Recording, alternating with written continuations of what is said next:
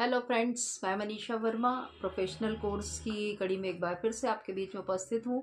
और मैं नयन salon and beauty academy की डायरेक्टर हूँ और हम प्रोफेशनल कोर्स सिखा रहे हैं इस प्लेटफॉर्म के माध्यम से।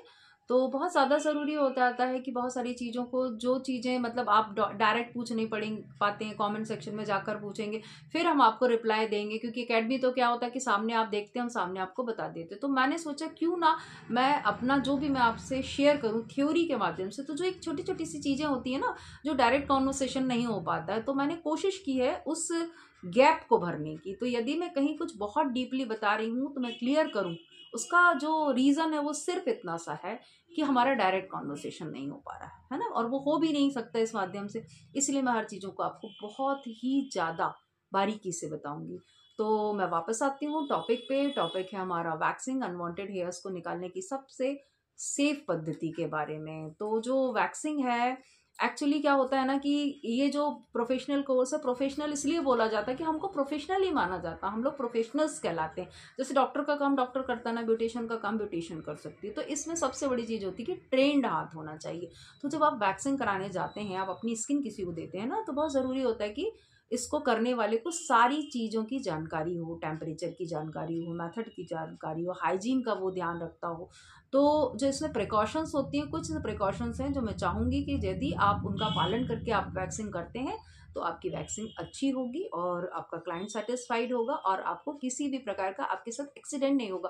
वैक्सिंग में अक्सर एक्सीडेंट हो जाते हैं, स्किन जल जाती है, और कई बार तो इंसान का ब्राइडल होना है और आपने उस दौरान यदि ऐसी कोई मिस्टेक कर दी तो फिर वो बहुत बुरी असर डालता है। तो कोशिश करना है हमको कि हम सारी प्रिकॉशंस के साथ वैक्सिंग को करें। तो मैं वापस आती हूँ कि आपको किन किन प्रिकॉशंस की जरूरत पड़ेगी। तो सबसे पहली जो प्रिकॉशन होती है कि आप अपने क्लाइंट को सबसे पहले तो उसकी जिस जगह पर भी आप वैक्सिंग अप्लाई करने वाले हैं, वैक्स करने वाले हैं, वो जगह साफ और ड्राई होना चाहिए, है ना। सबसे पहली शर्त होती है कि ड्राई होना चाहिए।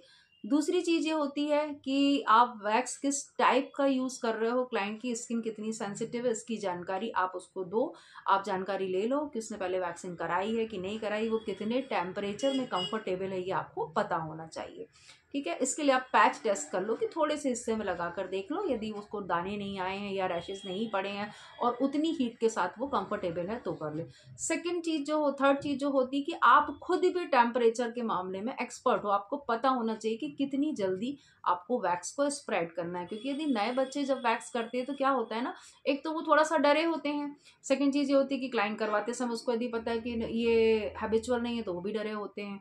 तो क्या होता है ना, वो जो चीज होती है वो और ज्यादा असर डाल देती है काम के ऊपर। तो सबसे पहली चीज कॉन्फिडेंट होकर करिए।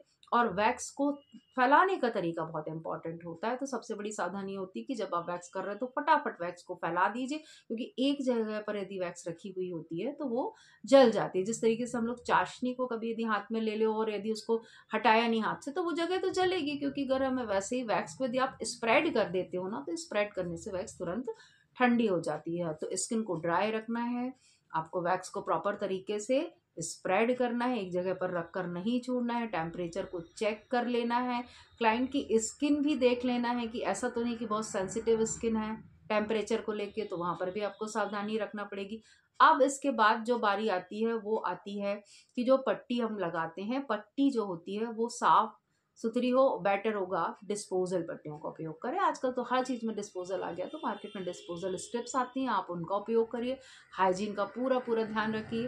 और सबसे इम्पॉर्टेंट रोल होता है कि जिस पर्टिकुलर जगह पर आप वैक्स कर रहे हो वहाँ की स्किन कैसी है, उस हिसाब से आप स्किन को प्रॉपर स्ट्रेच करो। जितना टाइट करके आप स्किन को वैक्स अप्लाई करोगे उतना अपरूट बाल निकल जाएंगे। बाल अपरूट निकलेंगे तो वैक्स जो है वो लंबे समय तक चलेगी। तो अच्छे से स्ट्रेच करना है, स्किन को ड्राई करना है, टेम्परेचर को चेक करके रखना है, स्किन टाइप देखना है, और आफ्टर स्किन भी केयर देनी है। जो आगे के वीडियोस में आपको पता चल जाएगा कि आफ्टर केयर आप स्किन को कैसे प्रोटेक्ट करोगे और कैसे पैम्पर करोगे। तो आज वैक्स की जो सावधानियां हैं, जो मेरे तरफ से जो मुझे पता है, मैंने आपके सामने बता दी हैं।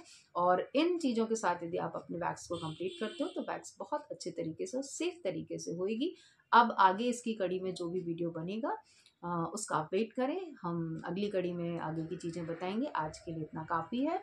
और प्लीज़ प्लीज़ मेरे चैनल को सब्सक्राइब करें, शेयर करें, लाइक करें एंड कमेंट करें। Thank you.